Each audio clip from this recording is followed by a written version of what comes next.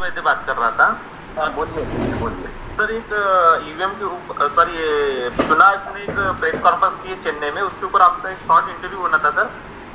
हाँ कल के इंटरव्यू की बात कर रहे हैं, प्रेस कॉन्फ्रेंस की जो 24 तारीख को चेन्नई में प्रेस कॉन्फ्रेंस हाँ, की है। उसके ऊपर सर उन्होंने उसमें एक बात कही थी कि चुनाव ईवीएम और वीवीपैट से होगा। एक फर्स्ट बात उन्होंने ये कही थी। और सर दूसरी बात कही थी कि फेक न्यूज पर आईटी एक्ट 2000 के हिसाब से वो कार्रवाई करेंगे। जहाँ तक हमारी जानकारी है कि आईटी एक्ट के तहत ही आपने कुछ जवाब मांगा चुनाव आयोग को। तो सर उसके ऊपर क्या डेवलपमेंट है और उनका कुछ जवाब नहीं है, तो आपकी आगे की क्या कार्रवाई? पटना की जो इंटरव्यू हुई है उसके बाद ये सेकंड मेजर इंटरव्यू था, सॉरी प्रेस कॉन्फ्रेंस था इलेक्शन कमीशन ऑफ इंडिया का 24 तारीख को कल चेन्नई में, जहां पर उन्होंने तमिलनाडु और पौंडीचेरी और केरला और कर्नाटका ये स्टेट्स में इलेक्शन के रिव्यू किए, प्रिपरेशन के। उसमें जब उनको प्रेस में पूछा जो पत्रकारों ने, तो उन्होंने क्लियरली कहा कि इलेक्शन तो हम ईवीएम और वीवीपैट से ही कराएंगे, क्योंकि हमारा लीगल मैंडेट है। लीगल मैंडेट का मतलब वो इलेक्शन लॉ में जो प्रोविजन है, the representation of people act 1951 में जो 61A सेक्शन में जो EVM means ballot, ballot means EVM जो लिखा है, और बाद में जो रूल्स जो 1961 के जो रूल्स है कंडक्ट ऑफ इलेक्शन रूल्स, उसमें पर्टिकुलरली सेक्शन सॉरी रूल 49 में A, B, E ऐसे जो डाले हुए हैं जी, वो तमाम चीजों का हवाला दे रहे, प्लस कुछ हाईकोर्ट के डिसीजंस का रूलिंग दे रहे। और क्योंकि अभी तक सुप्रीम कोर्ट ऑफ इंडिया में ऐसा कोई मेजर डिसीजन नहीं आया कि ईवीएम से चुनाव नहीं होना चाहिए, तो इसका प्रोटेक्शन लेके वो क्लियरली उन्होंने कहा कि भाई हम तो चुनाव ईवीएम और वीवीपैट से ही करेंगे, इसमें कोई चेंजेस नहीं होंगे। Point number 1। पॉइंट नंबर 2, फिर कल उन्होंने कांग्रेस, बीएसपी, आम आदमी party, BJP end of course communist party of India, ये 5 नेशनल पार्टीज के नाम लिए। साथ में उन्होंने डीएमके, एआईडीएमके का नाम लिया, और एक कोई 2 पार्टी थी, हमको उधर समझ नहीं पाएंगे, तमिलनाडु की वो पार्टीज थी, उनका नाम लिया। और इनके कहने से फिर ऐसा लगता है जो सेम पटना में जो हुआ, चीफ इलेक्शन कमिश्नर के कहने से ये हमको ऐसा समझ में आता है कि ये पार्टीज ने बैलेट के ऊपर या ईवीएम के ऊपर में कोई क्लियर स्टैंड नहीं लिया है। ये उनके बोलने से समझ में आ रहा है। अगेन द इशू इज की ये पार्टीज ने लिया या नहीं लिया। अगर लिया है तो राइटिंग में लेना चाहिए, मेरा तो क्लियर कहना है कि this parties whatever is the stand, जो भी उनका स्टैंड है, they should you see clearly take their stand according to the representation of people act और you see the information technology act 2000। उसके तहत जो भी उनका स्टैंड है वो उनको राइटिंग में प्लेस करना चाहिए इलेक्शन कमिश्नर को।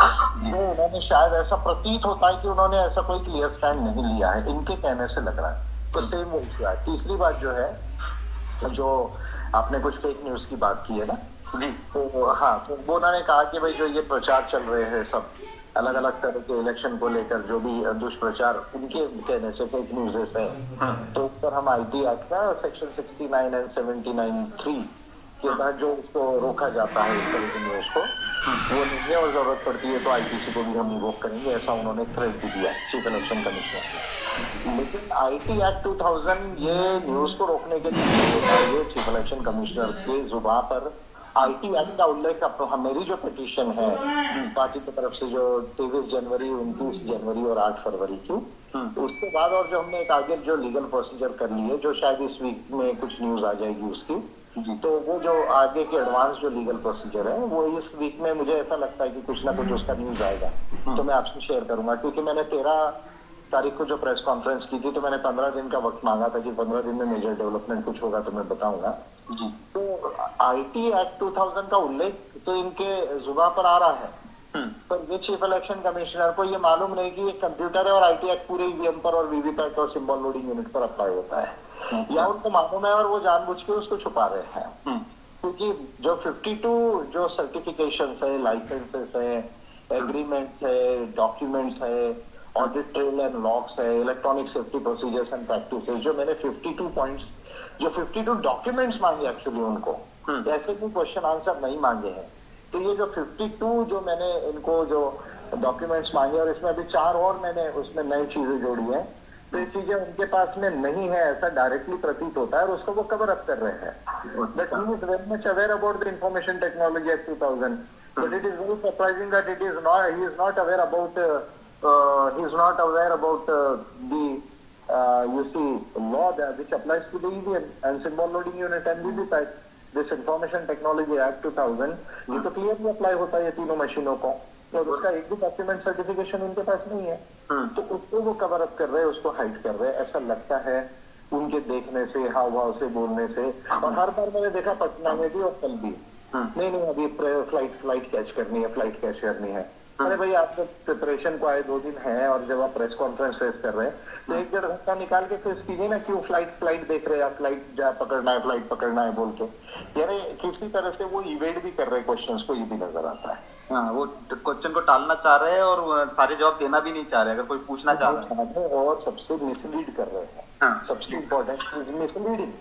ये जो है एक अधिकारी को, एक जो कॉन्स्टिट्यूशनल कमीशन है आर्टिकल 324 में, उस अधिकारी को ऐसे मिसलीड करना, वो जो है वो शोभा नहीं देता, क्योंकि ये एक्ट अप्लाई होता है या नहीं होता है ये तो उन्होंने क्लियर कर लेना चाहिए।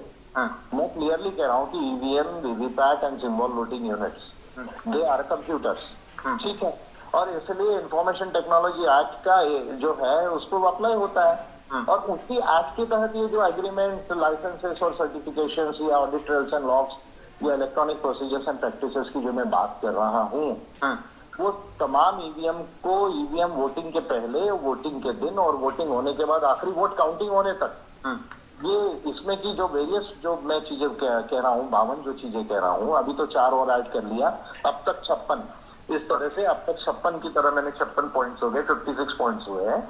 तो वो जो है वो उसी लॉ के तहत मैं मांग रहा हूँ, वो लॉ और along with the election law. For example कि अभी आप इलेक्शन कमीशन ऑफ इंडिया जब चुनाव होता है तो वो जब मशीन आती है तो मशीन का नंबर दिखाती है, फिर सील दिखाती है, फिर सील पे साइन होती है, फिर बोलती है जब मशीन का वो काउंटिंग के वक्त खुलेगी तो बोलेगी देखो आपकी सील है, साइन है, ठीक है, ये फिजिकल चीज हो गई। बट इसका फिजिकल सील से कोई लेना देना नहीं है, क्योंकि ये मशीन तो इलेक्ट्रॉनिक है, बरोबर। तो इस मशीन में आपकी जो चिप है वो टैंपर्ड है या नहीं है, इसका सर्टिफिकेशन कहाँ से लाओगे आप? अभी आईटी एक्ट जो है सेक्शन 43, 65 एंड 66 ये क्लियरली टैंपरिंग के विषय में बात करता है, इलेक्ट्रॉनिक टैंपरिंग के जो क्या होती है इलेक्ट्रॉनिक टैंपरिंग। फिर आपका जो रिप्रेजेंटेशन ऑफ पीपल्स एक्ट है उसके जो सेक्शन है, if I am not mistaken 64A में टैंपर फ्री होना चाहिए करके प्रोविजन है। तो आप जो है इलेक्ट्रॉनिक टैंपरिंग का तो कोई सर्टिफिकेट ही नहीं है ना इलेक्शन कमीशन ऑफ इंडिया के पास में, तो कोई रिटर्निंग ऑफिसर तो आपको वो साइन करके नहीं दे रहा है। इलेक्ट्रॉनिक टैंपरिंग की बात कर रहा हूं मैं आपको कि भाई ये मशीन इलेक्ट्रॉनिक टैंपरिंग फ्री है। जैसे भेल के जो ऑफिसर सारे सिंबल लोडिंग यूनिट को अपलोड करने के लिए, भेल और ECIL के जो ये 7-8 दिन पहले आते हैं चुनाव के पहले, कैंडिडेट का सीक्वेंस और सिंबल को अपलोड करने के लिए, वो उसमें थर्ड पार्टी डिवाइस एक लैपटॉप लेके इसको अपलोड करते हैं सिंबल्स को, समझ में। उस समय में भी वीवीपैट में जो है कमांड दिया जा सकता है, उसके सोर्स कोड को चेंज किया जा सकता है। आपकी बैलेट यूनिट में जब आप बटन दबाते हैं उससे जो आपका जो केबल निकल रहा है, डेटा केबल जिसको आप कहते हैं, वो डेटा केबल से जो डिजिटल सिग्नल निकल रहा है वो जा रहा है वीवीपैट में, और वीवीपैट से जा रहा है कंट्रोल यूनिट में। तो डिजिटल जो सिग्नल है 2 तरह से भी जो है दिया जा सकता है। एक पर्ची चिप करने के लिए, आपको प्रिंट करने के लिए, अगर आपने वोट दिया कोर्ट को, API को, तो कोर्ट का आपको जो है वो पर्ची दिखेगी और अंदर हो सकता है कि कमल को ट्रांसफर कर दिया जाए, ठीक है, डिजिटल सिग्नल से। तो इसका सर्टिफिकेशन कौन देगा? इसका सर्टिफिकेशन यानी electronic certification are totally absent. ये पूरा पूरा इसकी इलेक्शन कमीशन ऑफ इंडिया के पूरे प्रोसीजर में there is no digital certificate, no electronic certificate. ये तो बहुत सीरियस इशू है, बहुत सीरियस इशू है, और इसलिए मैं कह रहा हूँ कि ईवीएम इलीगल है, और ये जो है ऑन रिकॉर्ड ऑलरेडी ला लिया है, और एक एडवांस प्रोसीजर में मैंने इसको डाला है, लीगल प्रोसीजर में। क्योंकि शायद ये वीक में कुछ न्यूज आएगी, जो भी आएगी न्यूज, तो उसको मैं प्रेस कॉन्फ्रेंस लेके पब्लिक करूंगा, क्योंकि ये देश के 100 करोड़ वोटर्स का अधिकारों की बात है, ये कोई UPI BJP कांग्रेस का विषय नहीं है। तो मैं इसको पब्लिक करूंगा और इस लीगल फाइट को मैं और आगे तक ले जाऊंगा। और ये चुनाव में अगर ईवीएम नहीं रिप्लेस हो पा रही है अभी के अभी, अगर मान लो ये लीगली अड़े हुए हैं, तो ड्यूरिंग इलेक्शन ऑल्सो हम इसको चैलेंज करेंगे। उसकी भी लीगल प्रोसीजर मैंने बना ली है, लेकिन उसके पहले अगर ये रिमूव हो जाए, इसमें अपग्रेडेशन हो, इसके सोल्यूशन आए। जैसे कई बहुत लोग बैलेट की बात कर रहे हैं, तो ऑलरेडी ये जो लॉ है हमारा इलेक्शन लॉ जो है उसमें बैलेट ऑलरेडी है। चुनाव पहले बैलेट से होते थे, अभी भी कई जगह बैलेट से होते हैं। अब देखिए 64 अगर कैंडिडेट्स है तो ईवीएम से चुनाव हो ही नहीं सकता, उसका लिमिटेशन है। बरोबर।